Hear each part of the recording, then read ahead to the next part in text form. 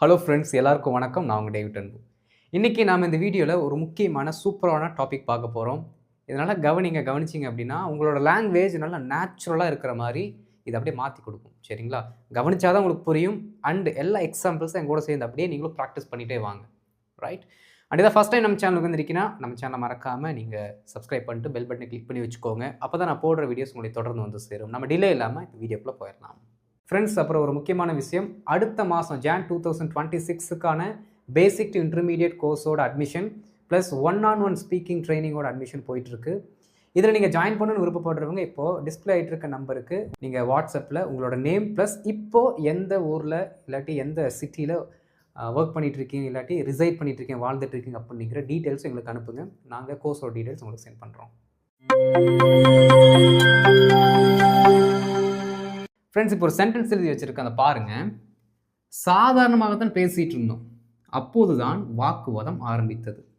சாதாரணமாக தான் பேசிகிட்டு இருந்தோம், அப்போது தான் வாக்குவாதம் ஆரம்பித்தது. நல்லா கவனிக்கணும். 2 சம்பவம் நடக்குது.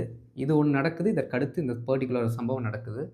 2 சம்பவத்திற்கும் இடையில் இருக்க ஒரு டேர்னிங் பாயிண்ட்டை சொல்கிறது தான் நம்ம என்ன பண்ணுறோம் அப்படின்னா இந்த பர்டிகுலர் வார்த்தை யூஸ் பண்ணுறோம்.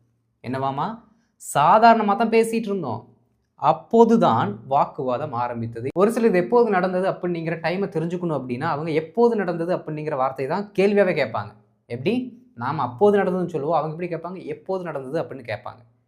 அப்போ எப்போது நடந்தது அப்படிங்கிற வார்த்தையை அவங்க யூஸ் பண்ணும்பொழுது நமக்கு தெரியுது இது காலத்திற்கு கூட தொடர்புடைய ஒரு வார்த்தை. புரியுதுங்களா? எப்படி? அப்போது தான் அப்படிங்கிறத கொஞ்சம் மாற்றணும், எப்போது தான் வருது. அப்போ காலத்திற்கு தொடர்புடைய ஒரு வார்த்தை. அப்போது இதை நம்ம ஆங்கிலத்தில் சொல்லணும் அப்படின்னா இங்கே பாருங்கள், தட்ஸ் வென் அப்படின்னு தான் நீங்கள் சொல்லணும். ஓகே, ஏன்னா காலத்தை குறிக்கக்கூடிய ஒரு சொல் வந்துருச்சு, தட்ஸ் வென். இந்த சென்டென்ஸும் இணைக்கிறதுனால நம்ம என்ன பண்ணிக்கணும் அப்படின்னா இந்த வார்த்தைக்கு முன்னாடி அண்டுங்கிற ஒரு வார்த்தையை ஆட் பண்ணிக்கணும். அண்ட் தட்ஸ் வென் இப்படி சொன்னால் நல்லா நேச்சுரலாக இருக்கும். புரியுதுங்களா? எப்படி? சாதாரணமாக தான் பேசிகிட்டு இருந்தோம், அப்போது தான் அந்த டைமில் தான், அந்த டைம் என்னது? ஒரு டேர்னிங் பாயிண்ட். அந்த டைமில் தான் வாக்குவாதம் ஆரம்பிச்சது. அப்போ உங்களுக்கு இன்னொரு விஷயம் தெரியுது, இங்கே ஒரு முழு அர்த்தத்தை கொடுக்கக்கூடிய வாக்கியம் இருக்கிறது, இங்கே ஒரு முழு அர்த்தத்தை கொடுக்கக்கூடிய வாக்கியம் இருக்கிறது. அதை இணைப்பதற்காக இடையில இந்த வார்த்தை வருது. அப்போது இந்த பர்டிகுலர் வார்த்தையை நம்ம யூஸ் பண்ணோம் அப்படின்னா 2 மெயின் கிளாஸ் வேணும். முன்னாடி ஒரு மெயின் கிளாஸ், பின்னாடி ஒரு மெயின் கிளாஸ். சரிங்களா? அப்போ தான் உங்களால் ஒரு ஃபுல் லென்த்தான ஒரு சென்டென்ஸை பேச முடியும். சரிங்களா? சரி, பாருங்கள். சாதாரணமாக தான் பேசிகிட்டு இருந்தோம், பாஸ்டில் இருக்குது. பாருங்கள்,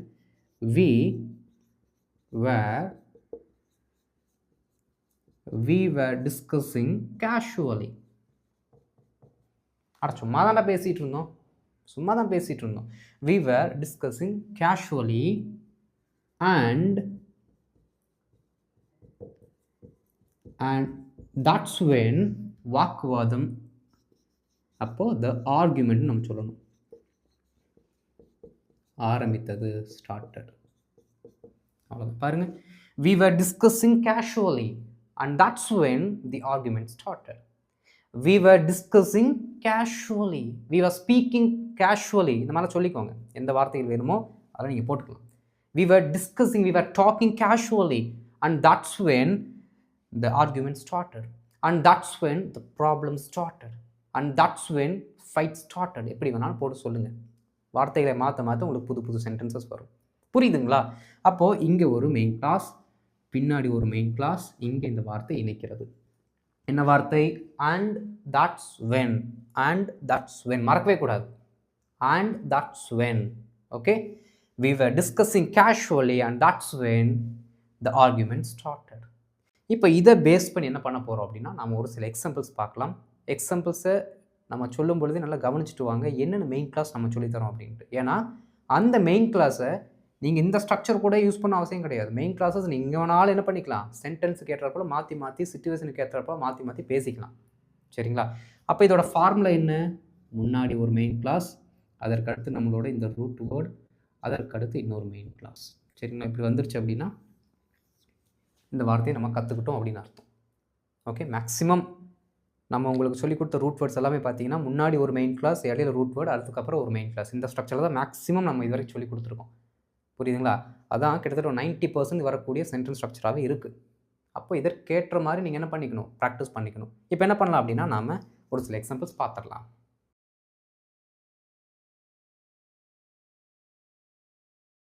இப்போ ஃபஸ்ட்டு செட் ஆஃப் எக்ஸாம்பிள்ஸ் பாருங்கள். நான் கொஞ்சம் திரும்பினேன், அப்போ தான் அவன் அந்த பொருள் எடுத்தான். என்ன பண்ணான், கடைக்கு வந்தான். நான் சும்மா இப்படி திரும்பினேங்க, திரும்பின கேப்பில் அந்த டைமில் அந்த நொடி பொழுதே அந்த டைமில் தான் பார்த்தீங்கன்னா ஏதோ ஒரு விஷயம் நடந்திருக்கு. அப்போது தான் அவன் அந்த பொருளை எடுத்தான். அதை ஒரு டேர்னிங் பாயிண்ட் மாதிரி, அந்த இன்சிடென்ட் நடக்கிறதுக்கு ஒரு டேர்னிங் பாயிண்ட். எழுதலாங்களா? பாருங்கள், நான் திரும்பினேன், நான் திரும்பினேன். ஐ பாருங்கள், just turned. ஓகே, இப்படி கூட சொல்லலாம். இது இன்னும் நேச்சுரலாக மாற்றணும் அப்படின்னா turned around அப்படின்னு சொன்னால் இன்னும் கரெக்டாக இருக்கும். Okay, I just turned around. I just turned around. அப்போதுதான். And that's when அவன் அந்த பொருளை எடுத்தான். எந்த பொருள்? நம்ம ஜென்ரலாக என்ன பண்ணிக்கலாம், இட்டுன்னு அதை சொல்லிக்கலாம். சரிங்களா? அவன் அந்த பொருளை எடுத்தான். He took it. அவ்வளோதான். பாருங்க, I just turned around and that's when he took it. I just turned around and that's when he took it. சொல்லும் பொழுது எவ்வளோ சூப்பராக நேச்சுரலாக இருக்குன்னு பாருங்க. நீங்கள் ஒரு டைம் சொல்லுங்கள், நான் கேட்குறேன். நீங்கள் ஒரு டைம் சொல்லுங்கள், சத்தமாக சொல்லுங்கள். Very good. I just turned around and that's when he took it. And that's when he took it. அவள் என்னை உற்று நோக்கினாள். அப்படியே என்னை ரொம்ப க்ளோஸாக பார்த்தாங்களா, அப்போ தான் எனக்கு பயமாயிருச்சு. அப்போ தான் எனக்கு பயமாயிருச்சு.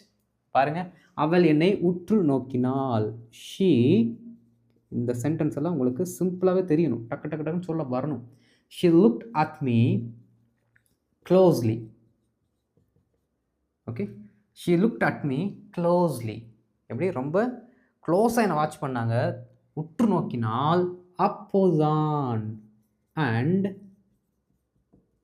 தட்ஸ் வென் எனக்கு பயமாச்சுன்னா ஐ ஃபெல்ட் நர்வஸ். எனக்கு அப்படியே கொஞ்சம் நடுக்கமாச்சு, அப்படியே உதறிடுச்சு அப்படிலாம் சொல்லுவோம்ல. ஐ ஃபெல்ட் நர்வஸ் அப்படின்னு நம்ம சொல்லணும். இந்த நர்வஸ் அப்படிங்கிறது ஒரு ஃபீலிங். ஃபீலை ஃபெல்ட் அப்படிங்கிற பாஸ்ட் வேர்பில் சொல்கிறோம். சரிங்களா? பாருங்கள், she looked at me closely. She looked at me closely and that's when I felt nervous. She looked at me very closely and that's when I felt nervous. And that's when I felt nervous. மைண்டுக்குள்ளேயே சும்மா சொல்லிட்டு இருந்தீங்க அப்படின்னா உங்களுக்கு சரியான pronunciation வராது. நீங்களும் வாயை திறந்து சத்தமாக வாய் விட்டு ஒவ்வொரு வார்த்தைகளையும் உச்சரிக்கணும். அப்போ தான் நீங்கள் கரெக்டாக சொல்கிறீங்களா இல்லை உங்களால் சொல்ல முடியுது அப்படிங்கிறது நீங்களே ரியலைஸ் பண்ணுவீங்க. புரியுதுங்களா நண்பர்களே? அதனால் சொல்லி சொல்லி பார்க்கணும், சத்தமாக சொல்லி பார்க்கணும். அடுத்து, பிரகாஷ் வெளியே செல்ல தயாரானான். அப்போ தாண்டா கரண்ட் போச்சு. பிரகாஷ் வெளியே செல்ல தயாரானான். Okay, Prakash was about to go out. எல்லாமே பார்த்தீங்க அப்படின்னா பாஸ்டில் தான் இருக்குது. அடுத்த செட்டில் தான் பார்த்தீங்கன்னா டென்சஸை வேறு வேறு நம்ம போட்டு பேச போகிறோம். சரிங்களா? Prakash was about to go out and that's when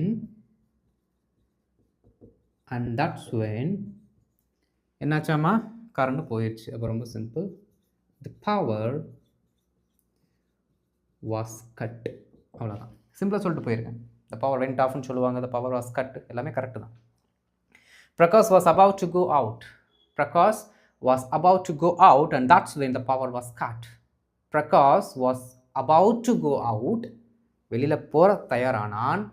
எப்படி? வெளியில் போக தயாரானான். Prakash was about to go out and that's when the power was cut. And that's when the power was cut. புரியுதுங்களா? நல்லா அப்படி ஃபீல் பண்ணி சொல்லுங்கள். கமலா வங்கிக்கு சென்றாள். பேங்க்குக்கு போனான். அப்போ தான் அவங்கள மீட் பண்ணியிருக்கா.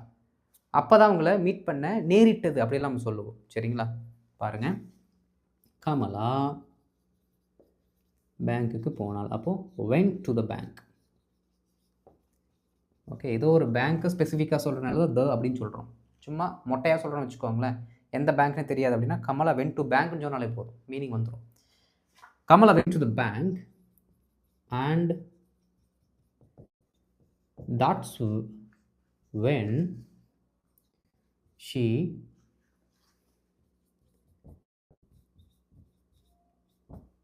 happened to meet them. Okay, that's when she met them சொன்னாலும் கரெக்ட் தான். happened to meet them சொன்னீங்க அப்படின்னா அவர்களை சந்திக்க நேரிட்டது. ஓகே, ஆக்சிடென்டலாக பார்த்தாங்க அப்படிங்கிற மாதிரி சொல்லுவோம்ல, அதற்கு நம்ம யூஸ் பண்ணிக்கலாம். ஓகே, she met them சொன்னாலும் கரெக்ட் தான், she happened to meet them சொன்னாலும் கரெக்ட் தான். ரைட், பாருங்க. Kamala went to the bank and that's when she happened to meet them. Kamala went to the bank and that's when she happened to meet them. மறுபடியும் இன்னும் ஒரே time சொல்லுங்க. Kamala went to the bank and that's when she happened to meet them. ரொம்ப simple, புரியுதுங்களா? And that's when அப்படிங்கிறது ரொம்ப முக்கியமான வார்த்தை. எப்படி அது காலத்திற்கு கூட தொடர்புடையதாக நம்ம மாற்றிருக்கோம் அப்படிங்கிறது நீங்கள் என்ன பண்ணுங்கள், கொஞ்சம் க்ளோஸாக வாட்ச் பண்ணுங்கள். ரைட், இன்னும் ஒரு சில எக்ஸாம்பிள்ஸ் வேறு வேறு டென்சஸில் பார்க்கலாம்.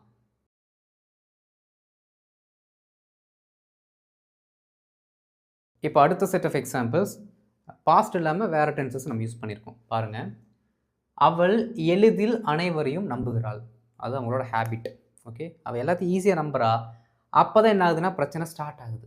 இது ஒரு ஃபேக்டை பற்றி பேசியிருக்கிறதுனால நம்ம என்ன பண்ணிக்கலாம், சிம்பிள் ப்ரெசன்ட் டென்ஸை யூஸ் பண்ணிக்கலாம். ஏன்னா ஒருத்தனோட ஹேபிட்டாக இருக்கட்டும், இல்லை எவ்ரிடே நடக்கக்கூடிய ஒரு இன்சிடெண்ட்டாக இருக்கட்டும், அதை நாம் சிம்பிள் ப்ரெசண்ட்டில் சொல்லுவது வழக்கம். அப்படியே அதை ஃபாலோ பண்ணலாம். பாருங்கள், அவள் எளிதில் அனைவரையும் நம்புகிறாள். அப்போது she trusts everyone easily. Okay, she trusts everyone easily. She trusts everyone easily, comma, and that's when. Okay, and that's when பிரச்சனைகள் ஆரம்பிக்கிறது. அப்போ தான் பிரச்சனைகள் ஆரம்பிக்குது. எப்படி வழக்கமாக அந்த மாதிரி சமயங்களில் தான் பிரச்சனை வருது அப்படின்னு நம்ம சொல்கிறோம். அப்போ இது வழக்கமான ஒரு விஷயம். பிரச்சனைகள் அப்படின்னா ப்ளூரல் இருக்குது. அப்போது ப்ராப்ளம்ஸ். ஓகே, ஆரம்பிக்கிறது. அப்போ ஸ்டார்ட். ஏன்னா இது ப்ளூரல் இருந்தால் இங்கே நம்ம V1ல் எஸ் சேர்க்கக்கூடாது, அதனால் எஸ் சேர்க்காமல் V1 போட்டிருக்கோம். புரியுதுங்களா? பாருங்கள், she trusts everyone easily and that's when problems start. She trusts everyone easily and that's when the problems start. And that's when problems start. Simple. அவன் அறிவுரைகளை தவிர்க்கிறான். என்ன பண்ணுறார்? ரிஜெக்ட் பண்ணுறார், அவாய்ட் பண்ணுறாருன்னு சொல்லலாம். ஓகே, பாருங்கள், he avoids advice. ஓகே, அட்வைசஸ்ன்னு சொல்லக்கூடாது, plural form கிடையாது அட்வைஸ்க்கு. he avoids advice, அறிவுரைகளை அவன் தவிர்க்கிறான். அப்போதுதான் தவறுகள் ஏற்படுகிறது. பாருங்க, and that's when தவறுகள் ஏற்படுகிறது. அப்போ மிஸ்டேக்ஸ். ஓகே, மிஸ்டேக்ஸ் ஏற்படுகிறதுனா happen, அவ்வளோதான். and that's when mistakes happen. and that's when mistakes happen. ஃபர்ஸ்ட்லேருந்து பாருங்க, he avoids advice and that's when mistakes happen. he avoids advice and that's when mistakes happen. சத்தமா ஒரு time சொல்லுங்க, ஒரே time சொல்லுங்க, ஒரே time சொல்லி பாருங்க நீங்களே சத்தமா. Very good. he avoids advice and that's when mistakes happen. simple. மனிதன் சாதாரணமாகவே கோபம் அடைவான். எப்படி? மனுஷனுக்கு சாதாரணமாகவே கோபம் வரும், கோபம் அடைவான். அப்போதுதான் அவன் பேசாமல் இருக்க வேண்டும். ஓகே, பாருங்க, மனிதன். அப்போ a man normally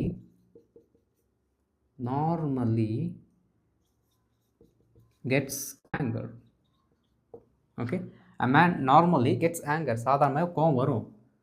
அப்போதுதான், and that's when, அவர் பேசாமல் இருக்க வேண்டும். he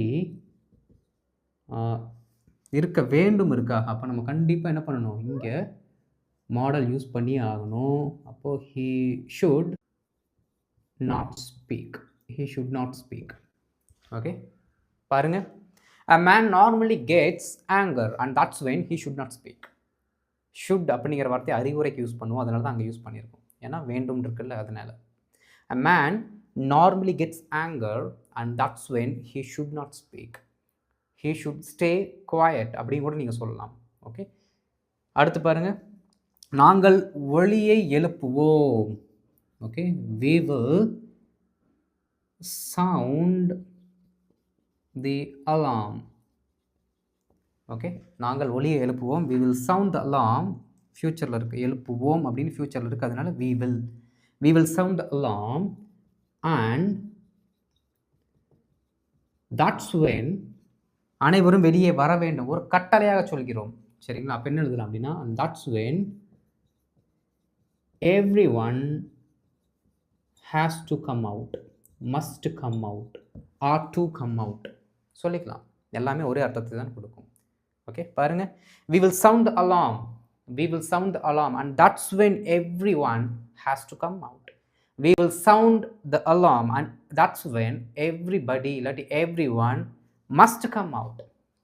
We will sound the alarm and that's when everyone ought to come out. OUGHT, ought to சொல்லலாம். சரிங்களா? முதலாளி வருவார், அப்போ தான் நம்மளால் பேச முடியும்.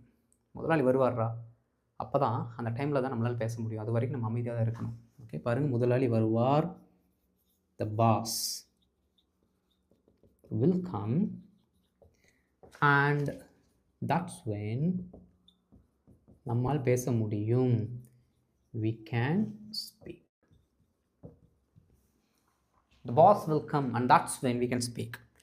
The boss will come, our boss will come, நம்மளுடைய முதலாளி வருவார். Our boss will come and that's when we can speak. And that's when we will be allowed to speak. நாம் பேசுவதற்கு அனுமதிக்கப்படுவோம். We will be allowed. எப்படி? We will be allowed to speak. நம்மளால் அப்போ தான் பேச முடியும் அப்படின்னு சிம்பிளாக நம்மளோட அந்த பெர்மிஷனை பற்றி பேசுகிறீங்கன்னா we can speak, நம்மளால் பேச முடியும். Okay, the boss will come and that's when we can speak. And that's when we can speak. ரொம்ப சிம்பிளான கான்செப்ட். பாருங்கள், போர்டு உங்களுக்கு கிளியராக தெரியும். இப்போ புரியுதுங்களா? இந்த மாதிரி சென்டென்சஸை நிறைய என்ன பண்ணணும், நீங்கள் ப்ராக்டிஸ் பண்ணணும், சொல்லி பார்க்கணும். அப்போ தான் ஒரு ஃப்ளோவாக கடன்னு வரும் நீங்கள் நார்மலாக பேசும்பொழுது. ரைட்? இந்த வீடியோ பிடிச்சிருந்துச்சுன்னா மறக்காமல் லைக் பண்ணிட்டு மற்றவங்களுக்கும் ஷேர் பண்ணுங்கள், அவங்களும் பயன்படுத்தி கொள்ளட்டும். அண்ட் இதை ஃபஸ்ட் டைம் நம்ம சேனலுக்கு வந்திருக்கீங்க, மறக்காம நம்ம சேனலை சப்ஸ்கிரைப் பண்ணிட்டு பெல் பட்டனை கிளிக் பண்ணி வச்சுக்கோங்க. அப்போ தான் நான் போடுற வீடியோஸ் உங்களை தொடர்ந்து வந்து சேரும். இன்னும் ஒரு சில மணிகளில், கிட்டத்தட்ட ஒரு 5 மணி நேரத்தில் பார்த்தீங்கன்னா நம்ம 2026க்குள்ளே காலடி எடுத்து வைக்க போகிறோம். எல்லாத்துக்கும் நம்ம சேனலை பார்க்குறவங்க, பார்க்காதவங்க, உங்கள் குடும்பத்தில் உங்கள் கூட தொடர்பில் இருக்கவங்க, உங்களோட உறவுக்காரங்க, தெரிஞ்சவங்க எல்லாருக்கும் எங்கள் சேனல் மூலமாக நாங்கள் இனிய புத்தாண்டு, ஆங்கில புத்தாண்டு நல்வாழ்த்துக்களை தெரிவித்துக் கொள்கிறோம். என்ன உங்கள் ஃபேமிலியில் யாருக்கு நீங்கள் சொல்லியிருக்கீங்களோ அவங்ககிட்டலாம் இந்த மாதிரி டேவிட் அன்பு பர்சனலாகவே அவரோட நியூ இயர் விஷஸ் வந்து உங்களுக்கு சொன்னாங்க அப்படின்னு கன்வே பண்ணுங்கள். ஓகே, அடுத்த வருஷத்தில் இப்போ நாம் லாங்குவேஜில் வந்திருக்க லெவலை விட பல மடங்கு அடுத்த லெவலுக்கும், இப்போ நாம் வேலை செஞ்சிட்ருக்க இடத்துல இந்த லாங்குவேஜை கற்றுக்கிட்டு அதை விட பல மடங்கு வேறு லெவலுக்கு போகிறதுக்கும் கடவுள் உங்களுக்கு நல்ல ஒரு திறமையும் ஆரோக்கியத்தையும் செல்வத்தையும் ஞானத்தையும் என்னென்ன வேணும் எல்லாத்தையும் கொடுப்பாராக. ஓகே, நீங்கள் ரொம்ப நல்லா இருக்கணும். எல்லோரும் நம்ம சேனலை பார்த்து அடுத்த லெவலுக்கு போகணும், அதை நான் வந்து கேட்கணும். அதுதான் எனக்கு மிகுந்த சந்தோஷத்தை அளிக்கும். சரிங்களா நண்பர்களே? அண்ட் மறக்காமல் சேனலை சப்ஸ்கிரைப் பண்ணிக்கோங்க, பெல் பண்ணி கிளிக் பண்ணி வச்சுக்கோங்க. அப்போ தான் நான் போடுற வீடியோஸ் உங்களுக்கு தொடர்ந்து வந்து சேரும். நம்ம அடுத்த வருஷம் 2026 மீட் பண்ணலாம். அது வரைக்கும் நல்லா ப்ராக்டிஸ் பண்ணுங்கள். தேங்க்யூ நண்பர்களே.